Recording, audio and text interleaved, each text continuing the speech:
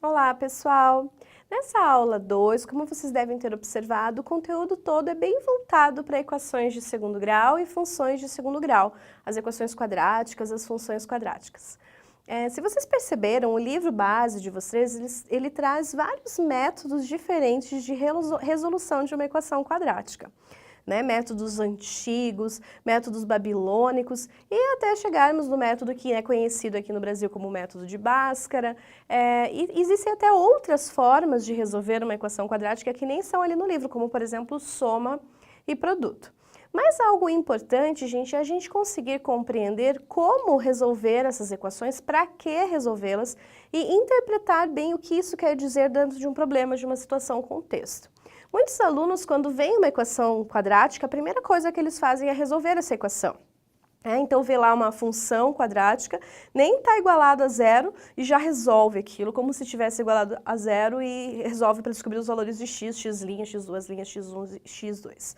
E muitas vezes não é isso que o exercício, que o problema está demandando, que ele está pedindo para você. Então, tem que ficar bem atento para interpretar corretamente o que os dados ali, o que as raízes de uma equação de segundo grau realmente querem dizer. Então, para isso, para ajudar a gente a entender essas raízes e máximos e mínimos de uma função, eu trouxe um exemplo aqui. O saldo, então, de uma conta bancária está sendo dado através dessa fórmula, dessa função. S representa o saldo da conta e T em dias, quantos dias já se passaram desde o início ali que foi começado a contar, a observar o saldo dessa conta corrente, certo? Então, temos uma função para representar esse saldo. Então, gente, o que acontece? O aluno vê que a equação quadrática igual a zero e já resolve. Será que eu sempre vou precisar fazer isso? Eu sempre vou precisar descobrir as raízes de uma equação? Então, assim, gente, o que tem que ficar bem claro? Quando eu determinar os valores de x1, x2, ou no caso aqui t1, t2, eu estou identificando os valores que essa minha equação é igual a zero.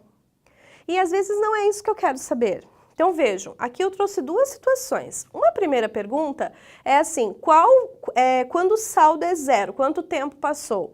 Aí sim, aqui eu estou especificando que eu quero o saldo igual a zero. Mas muitos problemas que envolvem função quadrática não perguntam nada sobre o saldo ser zero. Querem saber, por exemplo, que dia que o saldo é mínimo. Essa é a pergunta, o dia que o saldo é mínimo, é isso que ele quer que você determine. E aí, o mínimo pode ser que não seja zero, pode ser que tenha um saldo ali que seja negativo. Então, tem que ficar muito atento à pergunta, certo? Vamos supor que você quer saber, tem lá uma trajetória de uma bola, é dado por uma função quadrática. Você quer saber qual é o ponto mais alto que a bola atinge. Você quer saber o ponto mais alto que a bola atinge. Isso aqui não tem nada a ver com calcular as raízes, o x1, o x2, o x', x2'. Se você resolver Bhaskara, você não vai achar o que o exercício está pedindo. O exercício está pedindo o ponto mais alto. Agora, se você quer saber onde a bola toca o chão, aí sim são as raízes aqui, né? Aí ela encosta o chão aqui, depois ela encosta o chão aqui de novo. Então, você tem que prestar muita atenção no qual é o problema, qual é a pergunta, para saber se de fato você tem que calcular as raízes ou se você tem que calcular o ponto máximo ou o ponto mínimo. Quando você tem um ponto máximo e um ponto mínimo, você tem um ponto, o ponto requer dois valores, tanto para o x como para o y. Você tem um par ordenado. Ponto, gente, quando a gente fala em ponto, sempre é um parzinho, x e o y. Esse ponto máximo ou o ponto mínimo, ele tem o x vértice e o y vértice. Então, o x vértice, né, seria a representação aqui e o y vértice aqui. Então, também pode ser que você queira o ponto inteiro, os dois valores, de x e de y. Pode ser que você queira saber o valor que a bola atingiu, quantos metros ela ficou lá em cima.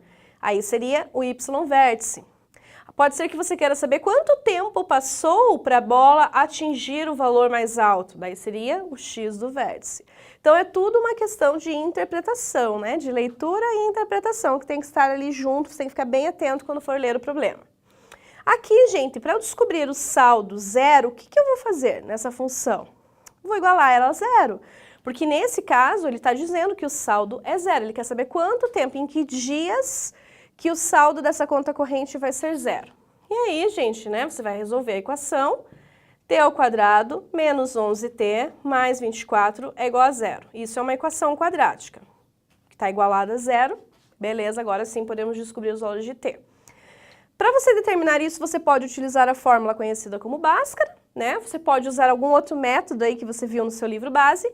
Eu gosto de fazer por soma e produto. Como faz por soma e produto? Porque o A aqui é 1, então fica bem tranquilo para fazer por soma e produto. Você vai ter dois números que somados resultem em B com sinal trocado, no caso 11, sobre A, o A é 1, e o produto tem que ser 24.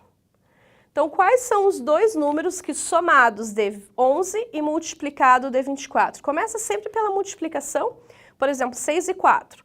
6 vezes 4 dá 24, mas 6 mais 4 não é 11, né?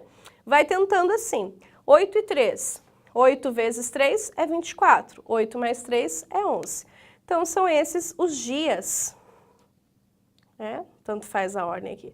Então, no terceiro dia e no oitavo dia, o saldo dessa aplicação, dessa conta corrente, será zero.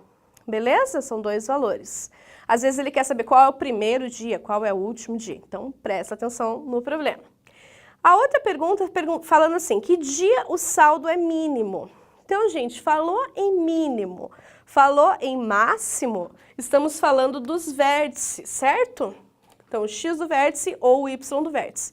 Talvez você precise das duas coordenadas, das duas ordenadas, né, o x e o y, ou talvez só uma delas, que é no caso aqui. Só está perguntando do dia. Então, ele quer saber o dia é um dos pontos. É y ou é x? Então, veja, gente, numa função, a função aqui ela é y, então, certo? E o t está fazendo a vez do x. Ele está perguntando o dia. O dia equivale ao x. Então, é o x do vértice que você vai calcular.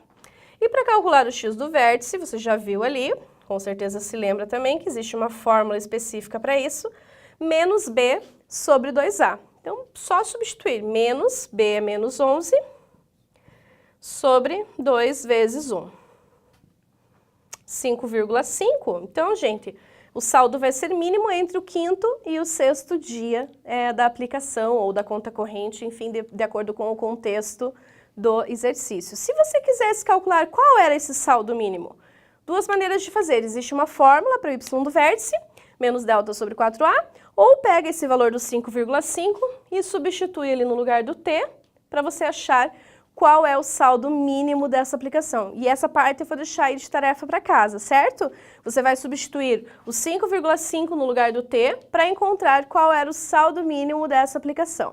Tem a resposta disso lá no seu roteiro de estudo, no gabarito da aula 2.